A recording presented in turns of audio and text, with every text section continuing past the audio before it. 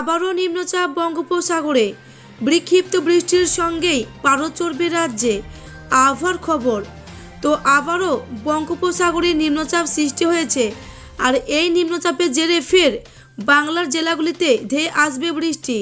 তো কবে কখন বাংলার কোন কোন জেলাগুলিতে আবারও বৃষ্টির পূর্বাভাস দিল আলিপুর আবহাওয়া দপ্তর, বিস্তারিত জানিয়ে দেব। তাই বিস্তারিত জানতে হলে অবশ্যই ভিডিওটিকে স্কিপ না করে সম্পূর্ণ দেখবেন। ভিডিওটি ভালো লাগলে লাইক করবেন আর চ্যানেলটিকে সাবস্ক্রাইব করে পাশের বেল আইকনটিতে প্রেস করে আমাদের সাথে থাকবেন। তো চলুন এবার দেখে নেওয়া যাক। রবিবার বৃষ্টি হয়নি শহর কলকাতায়, তবে দুপুরের দিকে মেঘলা আকাশে হয়ে বজ্র বিদ্যুৎ সহ বৃষ্টি হয় সংলগ্ন বেশ কিছু এলাকায়। পাল্লা দিয়ে বেড়েছে গরম, তবে আজ শুকনো থাকবে রাজ্যের আবহাওয়া। যদিও আগামী 48 ঘন্টায় দক্ষিণ পূর্ব বঙ্গোপসাগরে একটি নিম্নচাপ তৈরি হতে চলেছে, যার জেরে আগামী কয়েকদিন আরও বাড়বে তাপমাত্রা। গতকালই বৃষ্টির পূর্বাভাস দিয়েছিল হাওয়া অফিস।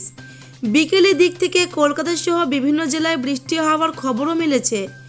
এর সঙ্গে আলিপুর আবহাওয়া দপ্তর জানিয়েছে, দক্ষিণবঙ্গের বেশ কিছু জেলাতেও হালকা বৃষ্টিপাতের সম্ভাবনা রয়েছে।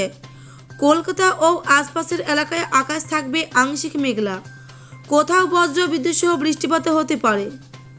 পাশাপাশি জানা যাচ্ছে, মার্চের 1 তারিখ থেকে অর্থাৎ মঙ্গলবার থেকে উত্তরবঙ্গের সবকটি জেলাতেই আবহাওয়ার পরিবর্তন হবে, কিন্তু দুই বঙ্গেই মঙ্গলবার থেকে পরের 5 দিন তাপমাত্রার যদি তেমন কোনো হেরফের হবে না।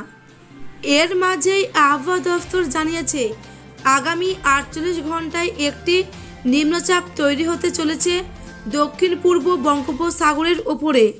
ঝাড়খণ্ড বিহারের কিছু জায়গায় সেখানে বজ্রগর্ভ মেঘ তৈরি হচ্ছে, যার ফলে পশ্চিমবঙ্গের বেশ কিছু এলাকায় বৃষ্টিপাতের সম্ভাবনা রয়েছে। তো গাইস, এই ছিল এখনকার মতো আপডেট। ভিডিওটি ভালো লাগলে লাইক করবেন আর আমাদের চ্যানেলে নতুন হয়ে থাকলে চ্যানেলটিকে অবশ্যই সাবস্ক্রাইব করে আমাদের পাশে থাকবেন। ধন্যবাদ।